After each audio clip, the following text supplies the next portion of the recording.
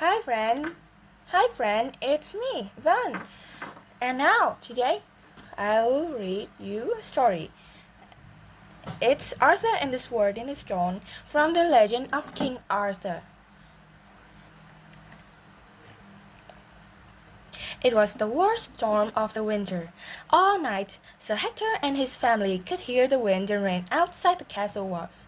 Sir Hector's young son, Kay, was frightened, but he knew he was safe inside the castle. Early in the morning, the rain stopped, and Kay looked out. The sky was bright, the fields and rivers were full of water, and all the roads were mud. "There's someone coming!" shouted the guards at the castle gate. "I see him," said Kay. "Who is it, father?" Sir Hector looked down and saw a man on a horse.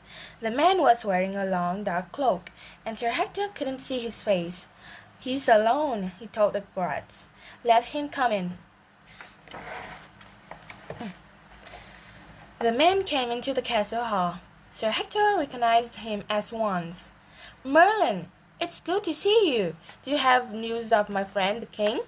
"Yes and no," said the old wizard. "You know that King Arthur is old, and I am sorry to say he is not well. These are difficult times for the people of Britain." "But my friend, I have something for you." Merlin took a bundle from under his cloak and gave it to Sir Hector. The bundle woke up and started crying. "A baby?" Sir Hector gasped with surprise.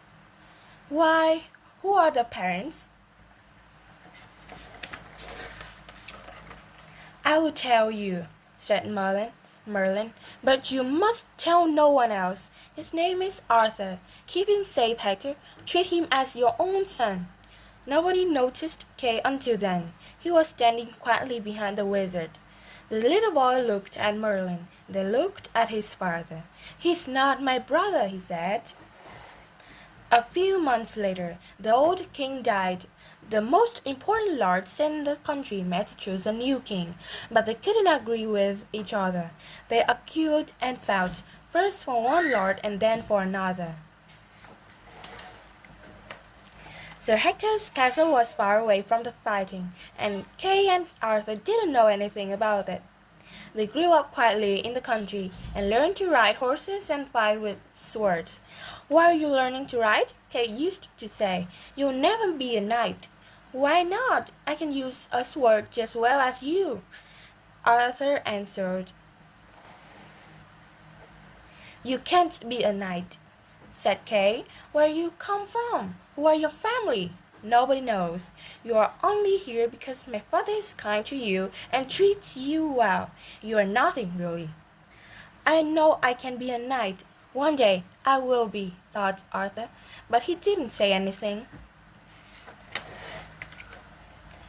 When Kay was 16 years old, he became a knight just as he expected.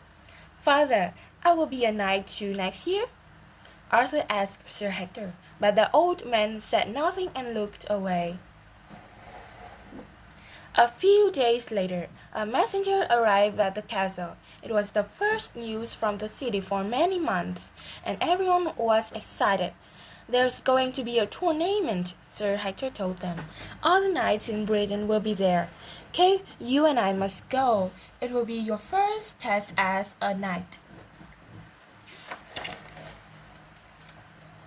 "Please let me come too," said Arthur. "He's not a knight," said Kay. "He should stay here at the castle." "I can be your squire and serve you," said Arthur. "I can help you to get ready for the fight and hold your horses for you." "That would be very helpful," Sir Hector agreed. "All right, Arthur, you can come with us." Kay wasn't happy, but he couldn't argue with his father. Still, he made sure that Arthur worked hard. Arthur always had to carry the heaviest bags and find inns every evening on their way.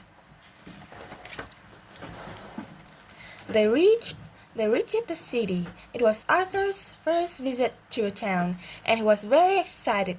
Stop it, said Kay. Stop looking around and smiling. Everyone will think we are stupid country people. There were hundreds of visitors for the tournament, and the streets were full of people and horses. We'll never find anywhere to stay, mourned Kay. Arthur tried one inn after another, and at last he found one a little way from the tournament field. The next morning, he helped Sir Hector and Kay to get ready.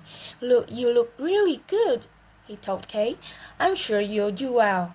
Then he brought the horses and they rode to the tournament together. On the road, Kay stopped suddenly. "My sword! Where's my sword?" "I thought you had it," said Arthur. "Stupid boy! I suppose you left in the inn.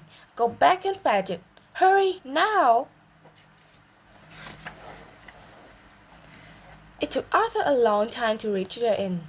He had to ride slowly through crowds of people who were all going to the other way. When he arrived, the streets and houses were empty.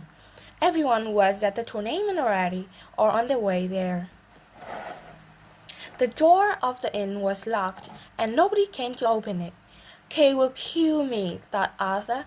He looked around. Near the inn was a large square with houses all around. Arthur didn't remember seeing it in the night before.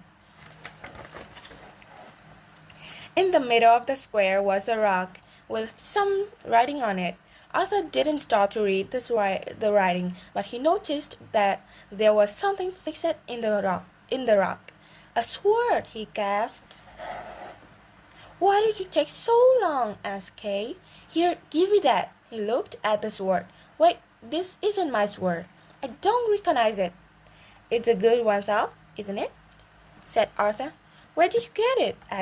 asked Kay, and Arthur started to explain.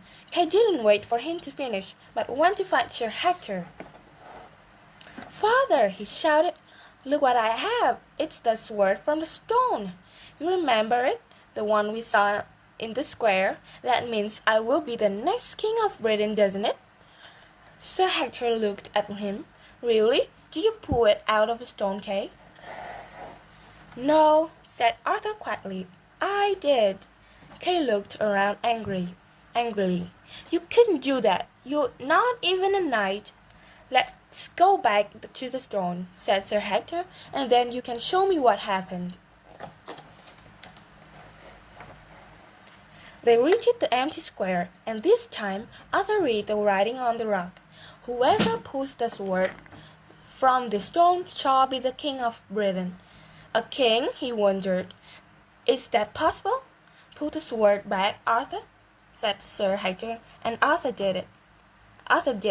The sword went into the rock as easily as knife going into water. "Now, Kay, try pulling it out." Kay tried, but the sword was fixed again, and he couldn't move it at all.